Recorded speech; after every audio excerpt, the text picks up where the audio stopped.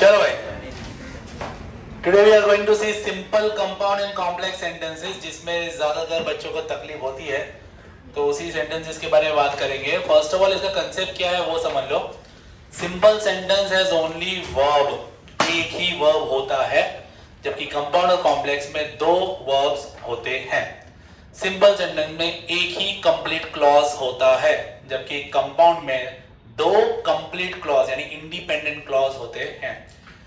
Complex sentence में एक independent और एक उसके ऊपर डिपेंडेंट क्लॉज होता है। ये बेसिकली स्ट्रक्चर है, इसके ऊपर ज्यादा डिटेल में नहीं जाएंगे तो भी चलेगा। सेंटेंस में क्या है वो समझते हैं। A sentence which has only one finite verb and predicate of its own, यानी एक कंप्लीट सेंटेंस जो अगर होता है तो ऐसे सेंटेंस को आप लोग सिंपल सेंटेंस बोलते हैं। जैसे She is a girl of standard 10th, एक कंप्लीट सेंटेंस हुआ। इसमें जो वर्ब है वो is, she is a girl of standard 12, इस तरह। तो हम जब रिकॉग्नाइज करते हैं कि भाई कौन सा सिंपल सेंटेंस है, तो उसमें एक ही कंप्लीट सेंटेंस होता है और एक ही वर्ब होना चाहिए। He manages his business, तो manages वर्ब हुआ, एक्शन वर्ब हुआ। He manages his business, तो एक कंप्लीट सेंटेंस हुआ। तो ऐसे सेंटेंसेस को सिंपल सेंटेंसेस बोलते हैं। अब सिंपल सेंटेंस में कौन कौन से फ्रेजेस हम लोग यूज कर सकते हैं ये मेन है। तो in spite of, despite of, because of, on account of, according to, with the view to, instead of, for the sake of, owing to, due to, in order to, ये बहुत सारे हैं। हमको क्या फोकस करना है? गैरोन्स पे, GERUNDS, ING वाले वर्ड्स पे। अगर ऐसा लिखा है, he played करके लिखा है, तो हो जाएगा उसका playing। He was walking, he walked, तो क्या हो जाएगा? walking। on walking से या walking से शुरू कर सकते हो।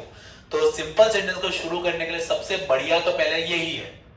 अगर आईएनजी वाले वर्ड सूट नहीं करते, तब जाके आपको inspired, despite, owing to, due to, ये सारे वर्ड यूज कर सकोगे। बट पहला प्रेफरेंस तो हमको आईएनजी गैरेंट्स को ही देना रहता है, ठीक है। कंपाउंड सेंटेंस क्या होता है? तो कंपाउंड सेंटेंस में दो फाइनाइट वर्ब्स होते हैं और दो कंप्लीट इंडिपेंडेंट सेंटेंसेस होते हैं। जैसे She is Sarvi and she is my neighbor, दो सेंटेंस है। उसका नाम क्या है? शार्वी है, और वो क्या है? उसकी नेबर है। दो सेंटेंस कंप्लीट है और ज्वाइन कैसे किया है? And, by conjunction and. She is Sarvi and she is my neighbor, तो दो सेंटेंस हो गए यहाँ पे। दोनों के बीच में कंजक्शन भी है, is, दो is यहाँ पे है, देन से दो फाइनाइट वर्ब्स यहाँ पे है। He told me but I didn't believe it, उसने मुझे बताया था बट मैंने बिलीव नहीं किया। दो सेंटेंस है, उसने मुझे बताया था, मैंने बिलीव नहीं किया। बीच में क्या आया? बट, तो अगेन इट्स अ कंजक्शन। इसमें कोऑर्डिनेटिंग कंजक्शंस लगते हैं, जैसे and, yet, but, or, for, and so, and yet, therefore, otherwise, either or, neither nor, as well as, not only but also, so, still, else, while, whereas, however, दुनिया भर के conjunctions हैं। Remember, whenever you are using conjunctions, make sure that both the sentences are complete. वो दोनों sentence कैसे होने चाहिए? Complete, आधे अधूरे पढ़ने में लगने चाहिए नहीं यार। जबकि कॉम्प्लेक्स सेंटेंस कैसा होगा? कॉम्प्लेक्स सेंटेंस में भी दो फाइनाइट वर्ब्स होते हैं, they contain two finite verbs, but one is independent clause, एक कंप्लीट सेंटेंस होगा, और दूसरा होता है डिपेंडेंट क्लॉज, जो उसके ऊपर डिपेंड करता है कि अगर उसके बिना वो सेंटेंस अधूरा हो जाएगा। जैसे एग्जांपल अगर दूं, though she is thin she walks very fast. अब सोचो मैं खाली इतना बोल रहा, दो शी इज थिन, भले वो पतली है, तो सेंटेंस आता है ना, भले वो पतली है, she can walk fast, she can walk fast is a complete sentence, ठीक है। दो she is thin, तो ये क्या हुआ? Dependent clause. तो डिपेंडेंट क्लॉज किसके ऊपर बेस कर रहा है? यहाँ पे इंडिपेंडेंट क्लॉज को पूरा करता है। तो ऐसे सेंटेंसेस को अपने कॉम्प्लेक्स सेंटेंस बोलते हैं, ठीक है। I am sad because I have lost everything, तो अगेन ये जो बिकॉज वाला है ना, I am sad, ठीक है, because I have lost everything. Second part जो है वो पहले पार्ट से लिंक कर रहा है, वो दुखी है, रीजन है उसका, क्यों? क्योंकि उसने सब कुछ घुमा दिया। तो ये दो सेंटेंसेस को आपको ध्यान से देखना, बिकॉज है ना कंपाउंड में भी आता है, तो ये हमको देखना है कि क्या ये सेंटेंस लिंक अप है या दोनों इंडिविजुअल सेंटेंसेस है। तो इसमें कौन कौन से वर्ड्स आ सकते हैं? कॉम्प्लेक्स सेंटेंस में दुनिया भर के वर्ड्स है जिसमें WH वाले सारे वर्ड्स आएंगे, जैसे what, when, where, who, which, whom, whenever, whatever, whomsoever, whose, बहुत सारे WH वाले आ सकते हैं। H वाले भी सारे आएंगे, how, however, how many, how much, how far, how long, सब आएगा। एडवर्ब क्लॉजेस आएंगे, जैसे टाइम के रिलेटेड है, टाइम की अगर हम बात कर रहे हैं तो when, whenever, as, since, as soon as, no sooner, hardly, when, scarcely, when, till, until. Place अगर है तो वेयर, व्हेनेवर, व्हेन। रीजन है तो since, as, why, because. Manner है तो as, as if, as though. Condition है तो if, unless. हम जितने भी तरह के सेंटेंसेस देखते हैं ना, use to, remove to, unless, no sooner, as soon as, ये सारे बेसिकली कॉम्प्लेक्स सेंटेंसेस ही। इन सब में हमने देखा है हमेशा दो सेंटेंसेस होते हैं और एक सेंटेंस दूसरे सेंटेंस पे डिपेंडेंट होता है, तो ऐसे सेंटेंसेस को अपने कॉम्प्लेक्स सेंटेंस बोलते हैं। अब कौन कौन से चीजों को चेंज करना रहता है, बहुत ज्यादा सोचने जाओगे तो तकलीफ है, अपने को मेन रूट देखना है, ठीक है। लेट्स सी, एक समझ लो, ऑन रीच, पहले मैं एक सेंटेंस बोलूंगा, तुम बताना मुझे कि भाई वो सेंटेंस कौन सा है, सिंपल है, कंपाउंड है कि कॉम्प्लेक्स है। On reaching office I call my wife. Simple, कैसे पता चला? रीचिंग, ING, मैंने बताया ना, ING वाला अगर वर्ड दिख रहा है आपको तो, और वो भी स्टार्टिंग में, तो समझना कि वो सिंपल सेंटेंस है। अब यहाँ पे क्या है, अगर हिंदी में सोचो तो on reaching home office I call माई, मैं ऑफिस पहुंचा फिर मैंने मेरी वाइफ को कॉल किया, ठीक है। अब इसका हमको कंपाउंड सेंटेंस बनाना है, तो इसको तोड़ो। पहले क्या किया, ऑफिस पहुंचा, I reached office and I call my wife. Compound की बात करो तो कंपाउंड में एंड जैसे वर्ड बीच में सूट कर दे, ऐसा बोलूंगा मैं, I reach office but I call my wife, नहीं, I reach office and I call my wife, ऐसा सूट करेगा, ठीक है। ये हो गया तुम्हारा कंपाउंड सेंटेंस, हमने तोड़ा, आई reach office and I call my wife, दोनों कंप्लीट सेंटेंस है, बीच में हमने एंड भी लगा दिया है यहाँ पे, तो ये तुम्हारा एक जॉइंट सेंटेंस भी हो गया, कंपाउंड सेंटेंस भी हो गया, ठीक है। इसी का कॉम्प्लेक्स बनाना है हमको, तो कॉम्प्लेक्स में क्या हो सकता है?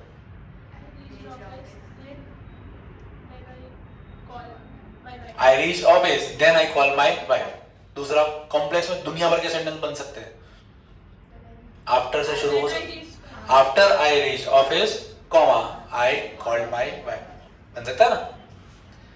When I reach office I called my wife, when आ सकता है, आफ्टर आ सकता है, कई तरह के सेंटेंसेस बन सकते हैं। कॉम्प्लेक्स में भाई वैरायटी है, तो कॉम्प्लेक्स सेंटेंसेस को अच्छा है, जैसे मैंने बोला था कि MCQ है ना, तो अच्छा है तुम्हारे लिए, कॉम्प्लेक्स पूछते हैं तो वैरायटी ऑफ सेंटेंसेस सोचना नहीं पड़ेगा तुमको, अपने हिसाब से ढूंढना है, ठीक है।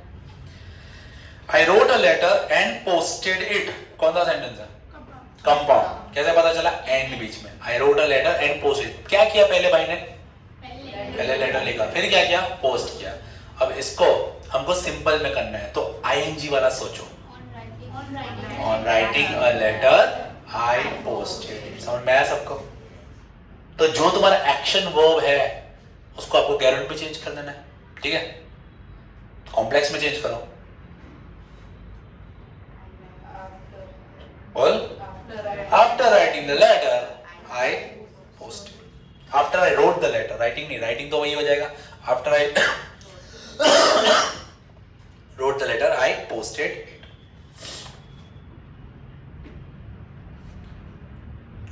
अब जब कॉन्ट्रास्ट सेंटेंसेस है, कॉन्ट्रास्ट यानी जो बात को अपोज कर रहे हैं, इस टाइप का, जैसे Ramesh ran fast but he missed the bus, Ramesh fast दौड़ा लेकिन वो बस चूक गया, ये कैसा सेंटेंस है? कंपाउंड है, बट लग रहा है कंपाउंड है। इसका हमको सिंपल में करना है,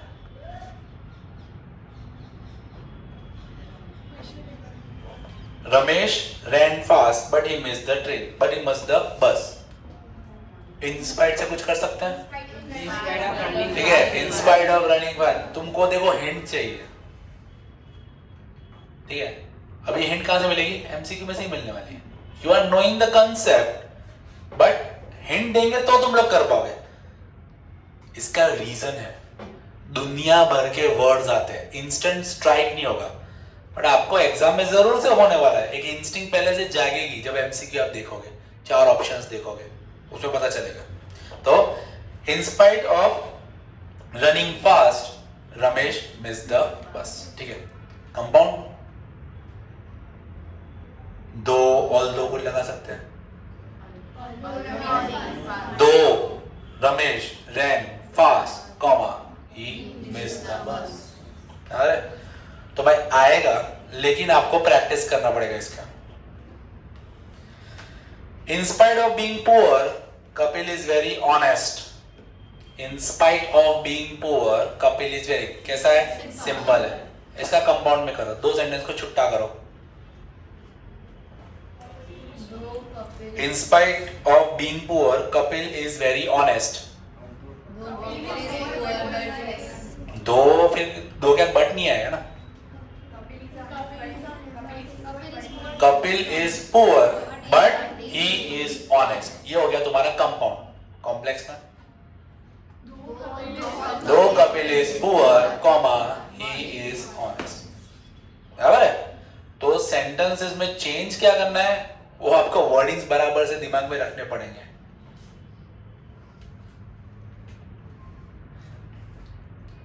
if you pass exam with good marks I will buy an Activa for you. If complex sentence हुआ, ठीक है, कंडीशन आ गया ना।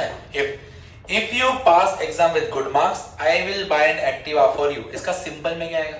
पास का क्या होगा? Passing. On passing the exam I will buy an Activa for you. Compound में क्या होगा? इफ नहीं होगा, सेंटेंस को तोड़ो। पहला क्या था? पास करो एग्जाम, तो एक्टिवा मिलेगी। आफ्टर नहीं होगा, आफ्टर कॉम्प्लेक्स में होता है। On passing the exam with good marks I will buy an Activa for you. If नहीं, इफ आ गया कॉम्प्लेक्स में, अपने को सेंटेंस को तोड़ना है। Pass the exam with good marks and I will buy Activa for you, बराबर है। तो आपको स्ट्रक्चर याद रखना है। सिंपल में क्या आएगा? आईएनजी वाले वर्ड्स आएंगे, इंस्पाइट, डिस्पाइट, ये सारे वर्ड्स आते हैं। कंपाउंड में क्या आएगा? And, but, yet, fan, boys, याद है ना, वो आता है। कोऑर्डिनेटिंग, को कंजक्शन यानी कि नीदर, नॉर, ईदर और, नॉट ओनली बट ऑल्सो, ये सब आएंगे। और कॉम्प्लेक्स में दुनिया भर के हैं, WH वाले सारे वर्ड्स, H वाले सारे वर्ड्स, सब कुछ अंदर आएगा। No, sooner, as soon as, if, unless, सब कुछ इसमें आता है। ठीक है, तो एक बार इसका कंसेप्ट भाई जरूर से पढ़ना पड़ेगा तुम लोग को।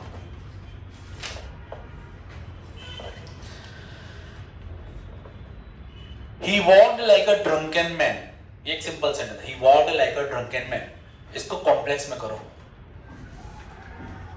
एज यूज करो। He walked like a drunken man.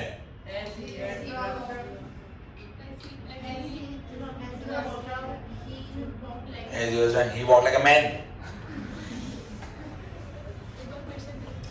He walked like a drunken man. He walked as if he was a drunken man. As if. तो सेंटेंसेस को परखना पड़ेगा। दुनिया भर के सेंटेंसेस है भाई इसमें भी। I don't know her address. Where use करो? I don't know her address. I don't know where she lives. आ गया ना? तो फिर आधा आएगा, बाकी का मन में रहेगा। वो मन वाला आपको एमसीक्यू में दिखेगा। I have a blind friend. I have a friend who is blind. समझ गए? पर्सन है तो हु, प्लेस है तो वेयर, टाइम है तो व्हेन, चीजें हैं तो विच। I have a broken bat. I have a bat which is broken. बस बाय बाय कुछ नहीं। Gandhi ji was born at Porbandar. Gandhi ji was born at Porbandar. चिंदीबाज नहीं करना। Porbandar is a place where, क्या यार, मैं स्टार्ट करता हूं उसके बाद तुम लोग बोल देते हो, तो पहले से क्यों नहीं अटेम्प्ट करते हो? आ रहा है ना, यही चीज है। स्टार्टिंग बोलूंगा तो बाद में पूरा सेंटेंस आएगा, ऐसा थोड़ी होता है। My uncle gave me a Chinese watch.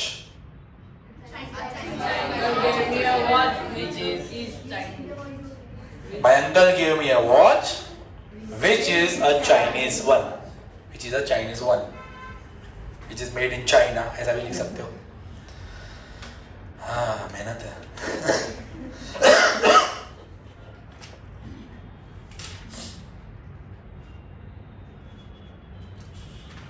Positive, comparative, superlative degree. Degree का भी भाई रूल है, एक फॉर्मेट है। अगर पॉजिटिव डिग्री है, if the positive degree is affirmative, यानी उसमें नो, नॉट, नेवर जैसे कोई वर्ड्स नहीं है, तो तुम्हारा फॉर्मेट रहेगा एज, एडजेक्टिव एज, जैसे as good as bad as poor as, इस तरह से रहेगा।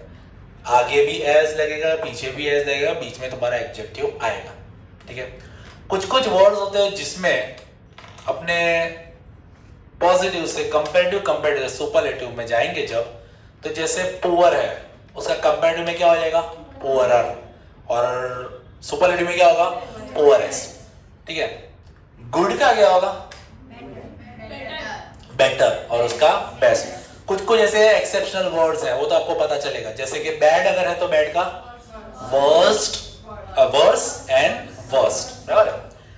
कुछ कुछ ऐसे वर्ड्स हैं जिसमें मोर और मोस्ट लगता है, जैसे beautiful, more beautiful, most intelligent, more intelligent, most intelligent. तो ये सारे बेसिक वर्ड्स हैं जो आपको पता है कि इंटेलिजेंट नहीं होता, इंटेलिजेंस्ट नहीं होता, बराबर है। तो ये सारी चीजें हैं। सो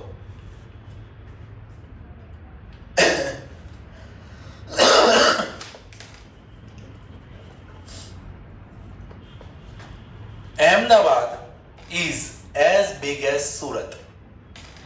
अब मेरी बात समझो, जब दो ऑब्जेक्ट्स हैं और कंपेरेटिव की बात कर रहे हैं ना अपने, तो जब अहमदाबाद पहला हमने लिया है, सूरत बाद में लिया है, इसका मतलब ये सेंटेंस एक अफर्मेटिव है, Ahmedabad is as big as सूरत।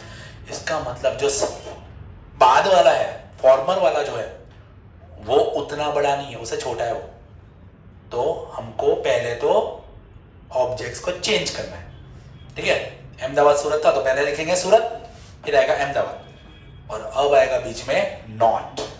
अरे तो Ahmedabad is as big as Surat, अब इसका कंपैरेटिव में करना है, तो क्या लिखें? Surat is not bigger than Ahmedabad. समझे? Surat is not bigger than Ahmedabad.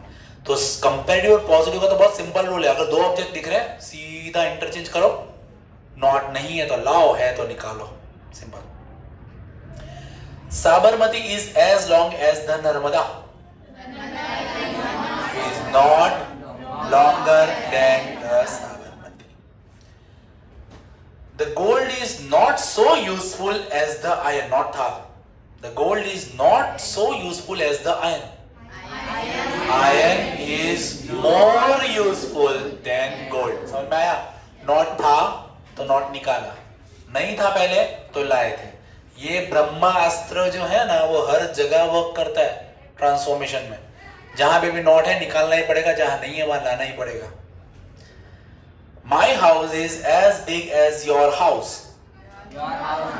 Is not bigger than my house. समझे?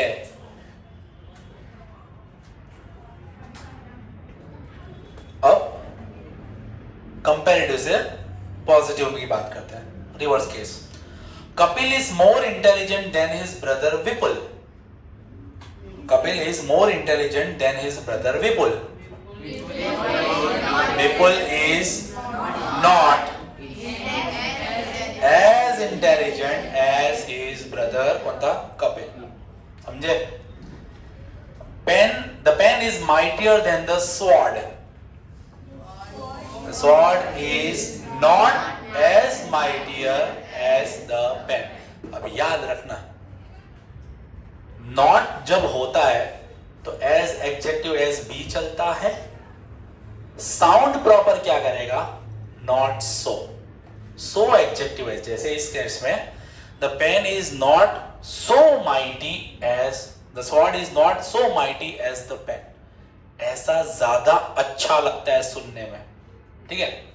तो कंफ्यूज मत होना, अगर ऑप्शन में नॉट के साथ सो दिया है ना तो वो भी राइट होगा, ठीक है, और नॉट के साथ एज एडजेक्टिव एज है तो वो भी राइट हो सकता है। दो आंसर करेक्ट नहीं होंगे, कोई भी एक ही होगा।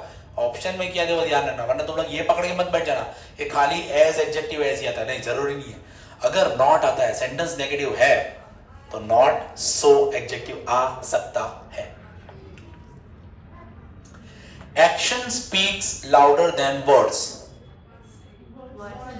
words do not speak as loud as actions. The Ganga is longer than the Sabarmati. Sabarmati is not as long as Ganga. याद रखना, कंपेयर टू सुपरलेटिव कर रहे हैं as adjective as, और पॉजिटिव से कंपेरेटिव में जा रहे हैं तो तुम्हारा जो सेकंड फॉर्म ऑफ वर्ब रहता है वो रहेगा यहाँ पे। Your car is not costlier than my car. My car is as costly as your car. Pakistan is not richer than India. Not था तो निकालो। India is as rich as Pakistan. अब सेंटेंस सुनने में कैसा लग रहा है, India is as rich as Pakistan है, पाकिस्तान, लेकिन ऐसा नहीं है। जो फॉर्मर वाला है वो पीछे है हमसे, समझ में आया। अब सुपरलेटिव, ये बात हुई दो ऑब्जेक्ट्स के बीच में, या दो नाउन या दो प्रोनाउन के बीच में, तब अपने पॉजिटिव से कंपैरेटिव सुपरलेटिव कर, आई मीन पॉजिटिव कर सकते हैं। लेकिन सुपरलेटिव में दो वैरायटी है, सबसे ज्यादा, इनमें से एक, समझे, इनमें से यानी वन ऑफ दी, सब में यानी ऑल ऑफ, सबसे ज्यादा, ठीक है। Let's see,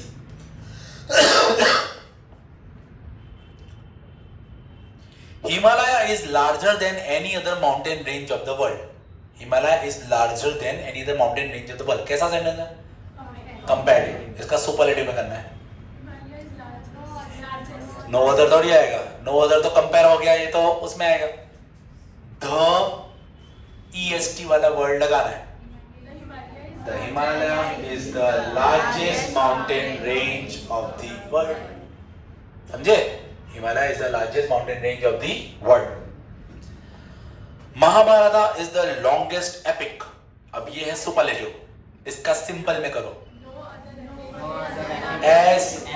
as long as, come positive में, no other epic is as long as Mahabharata, और कंपैरेटिव में करो, Mahabharata is longer than any other epic of the world. बराबर है। Honesty is the best policy, superlative है। No other policy is better than honesty, ये हो गया comparative. No other policy is as good as honesty, बहुत सारे sentence हैं। No other diet is as nutritious as milk, superlative करो। Milk is the most nutritious diet. तो दुनिया भर के इसमें भी है। तो बेसिकली ट्रांसफॉर्मेशंस में ये सारे पूछे जाते हैं आपको।